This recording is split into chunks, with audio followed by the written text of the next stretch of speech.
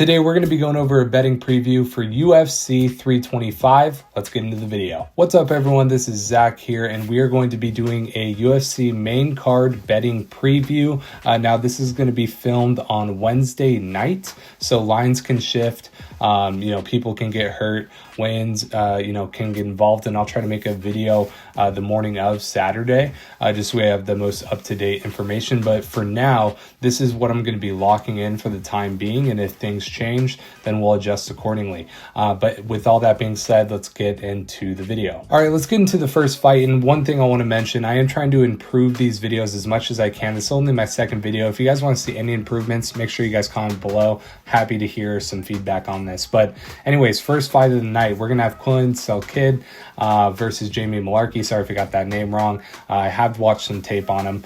But Jamie Mullarkey, first off, he is 2-3 in his last 5 fights. However, he's fought some pretty good competition. One guy that's actually fighting on this card, Rufi Hapras, and then he got knocked out by both those guys in round 1. That might lean towards what I'm going to be talking about here.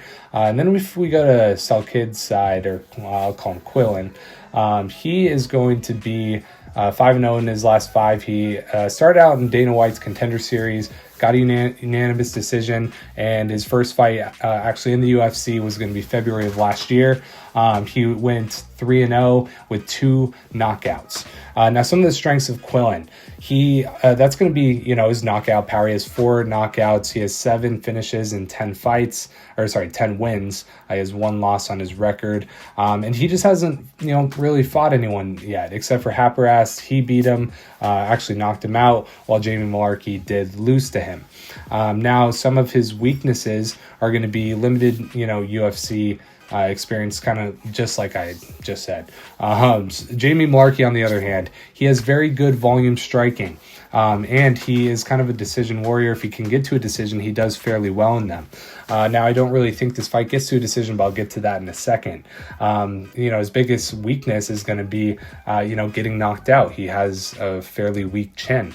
Now, in terms of a best prop bet, I'm gonna most likely be leaning for this fight specifically, and sorry, I'm not already on the fight, but one that stood out to me is going to be his method and round combo, and then just plus 200 on his knockout first round. That's kind of how I see this fight going, is Quillen getting it done fairly early, most likely in the first 2 minutes, 3 minutes. But if he hasn't done it by then, I can't see this thing getting out of the first round. So that's what I'm going to be leaning, plus 200. I think that's great. Normal, 1 unit, I think is very good there. Just who he's fighting, and then his overall, what we've seen so far in the UFC from him.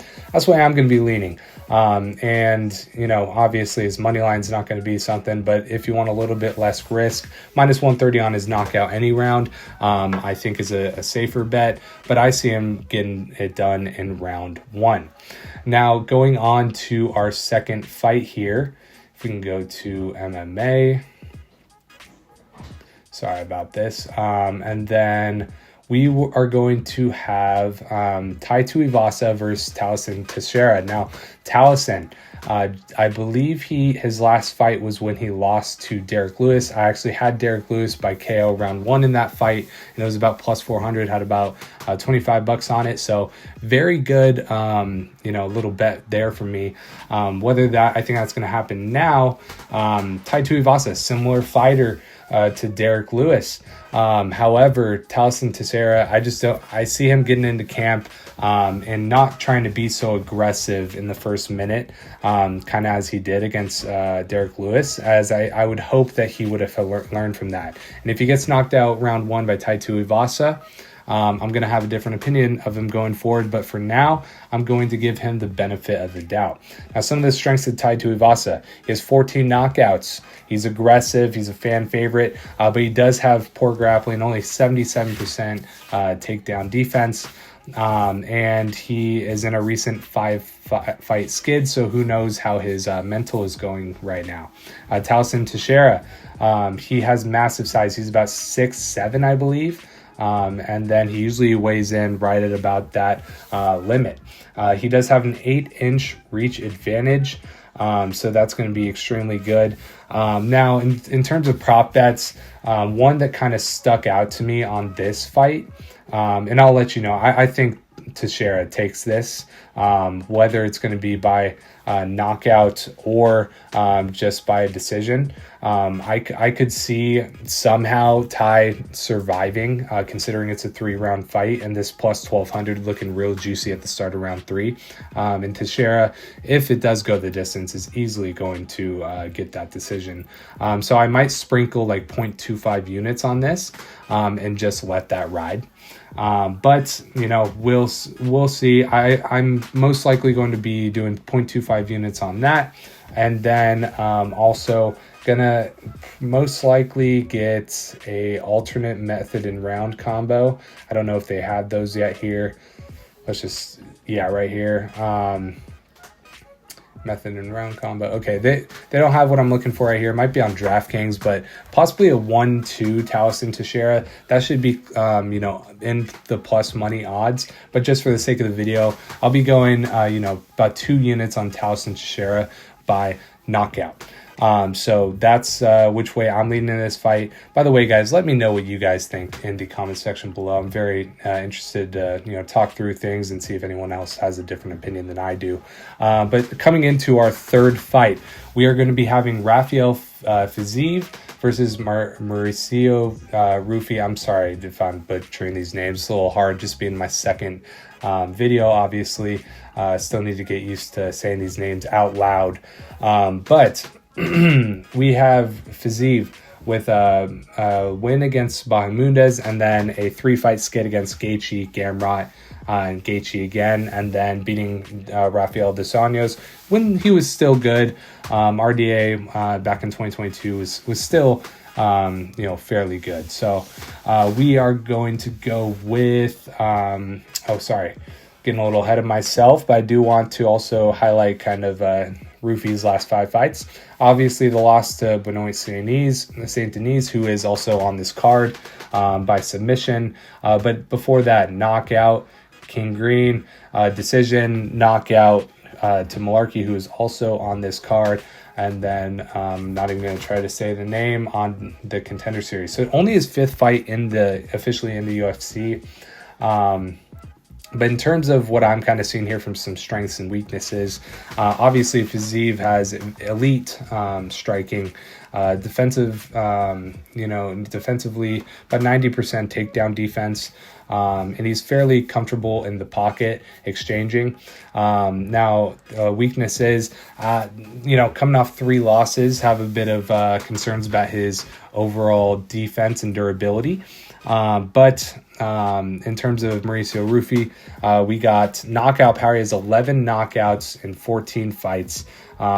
His weaknesses going to be grappling and cardio, and that's something that could be a concern here. However, I don't know if I would really expect Fiziev to come out here and knock out Ruffi. I just don't really see it happening. And with that, let's get into, you know, what odds we're seeing on this fight.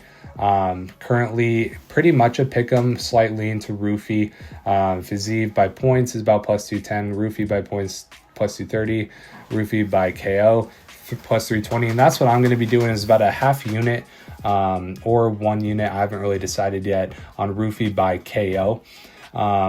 That's just really what's standing out to me. With Fiziev being on a kind of a skid here, I would much rather lean Ruffi, who, you know, had a setback getting submitted, but I think he gets back to his knocking out ways and gets it done. I just don't want to mess around with any rounds on that.